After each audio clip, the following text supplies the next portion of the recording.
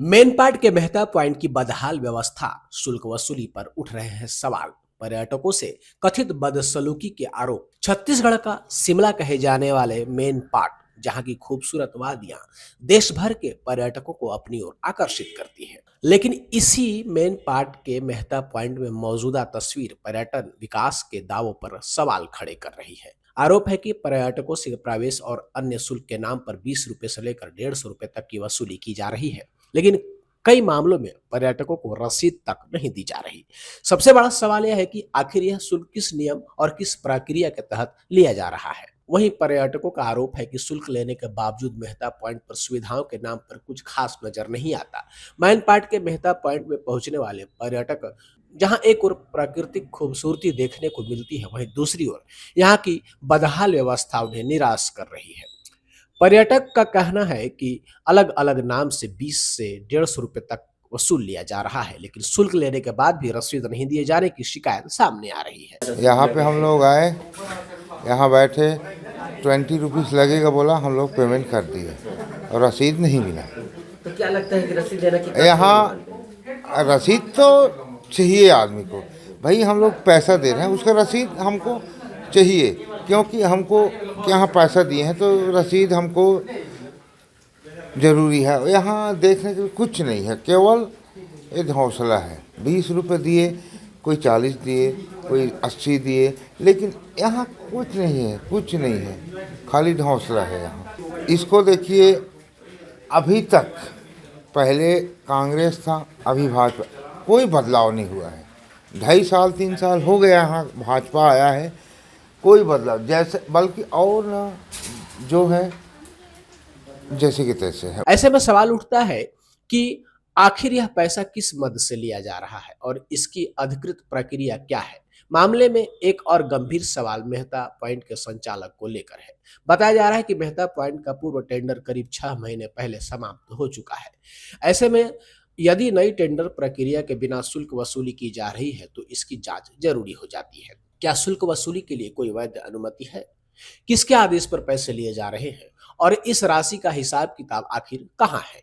इन सवालों का जवाब जिम्मेदार अधिकारियों से मांगा जाना जरूरी है। मेरा नाम प्रकाश नाग है। मैं यहाँ रिसेप्शन संभालता हूँ। वो नियम मतलब वो गाड़ी के अनुसार उनका एंट्री कराते हैं। जैसे 4 व्हीलर में आते हैं, नहीं 2 व्हीलर में आते हैं तो 20 रुपीज़, और 4 व्हीलर में आते हैं तो 40 रुपीज़, और आपका वो मिनी बस है उसका 100 रुपीज़, और वो बड़ा वाला बस आता है उसका 150 तो क्या आप रसीद देते हैं? रसीद तो अपना मालिक ही नहीं दिए है। तो बिना रसीद के कैसे आप लोग? केवल रजिस्टर में एंट्री कराने के लिए बोले हैं, वो एंट्री कराते हैं बस। और ये पैसा जाता कहाँ है? पैसा पेटीएम में जाता है। पेटीएम में जाता है, और कैश भी आता होगा तो पैसा किनके अकाउंट में जाता है? अकाउंट में वो कैश आता है, उसको तो क्या बोलते हैं, जो यहाँ कर्मचारी है उनका पेमेंट हो यहाँ जाता का ठेकेदार कौन है, ऑनर कौन है? है। यहाँ का ओनर है अतुल दुबे जी। कहाँ के रहने वाले हैं? अतुल दुबे नहीं, अपने को भी वो चीज़ नहीं दिए हैं, टिकट नहीं दिए तो हैं। कितना सही मानते हैं कि जो पैसा दे रहे हैं और आप उनको रसीद भी नहीं दे पा रहे हैं? अगर कुछ घूमता है, उनकी गाड़ी कहीं मिसिंग होती है, तो इसकी जवाबदारी कौन लेगा?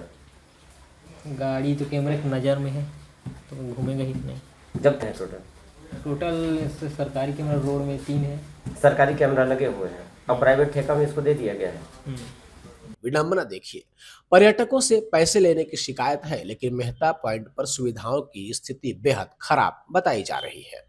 झूले गायब है, शेड की हालत खराब है, कई जगहों पर छत से पानी टपकने की भी शिकायत है। स्थानीय लोगों का आरोप है कि मेंटेनेंस के नाम पर वर्षों से सिर्फ खाना पूर्ति की जा रही है। अगर पर्यटकों से शुल्क लिया जा रहा है, तो फिर उसके बदले उन्हें साफ सफाई, सुरक्षा और बेहतर पर्यटन सुविधाओं को मिलना जरूरी है, जो कि क्यों नहीं मिल रहा। मामला सिर्फ सुविधाओं तक सीमित नहीं है। कुछ पर्यटकों ने यहाँ पे तैनात स्टाफ के व्यवहार को लेकर भी गंभीर शिकायतें की है। आरोप है कि शुल्क या व्यवस्था को लेकर सवाल करने पर कई बार पर्यटकों के साथ कथित तौर पर बदसलूकी और बदतमीजी भी की जाती है। हालांकि इन आरोपों की स्वतंत्र पुष्टि और संबंधित कर्मचारियों का पक्ष सामने आना अभी बाकी है। एक तरफ सरकार मेन पार्ट को प्रदेश के प्रमुख पर्यटन केंद्र के रूप में विकसित करने की बात कर रही है, पर्यटन सुविधाओं को बढ़ाने और देश भर के पर्यटकों को मेन पार्ट की ओर आकर्षित करने की योजनाएं बना रही है।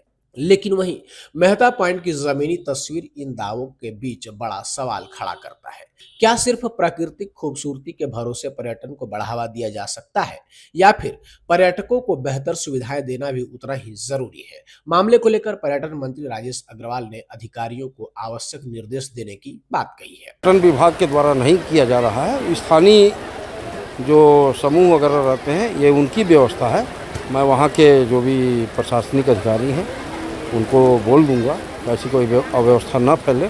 जहाँ तक पर्यटन विभाग की तरफ से सवाल है कि हम इस वर्ष मेन पार्ट के लिए बड़ी योजना लाकर, हमारे मुख्यमंत्री विष्णुदेव साय जी का कहना है कि हम इतना ज़्यादा वहाँ विकास करें कि लोग वहाँ जाएं, रुकें।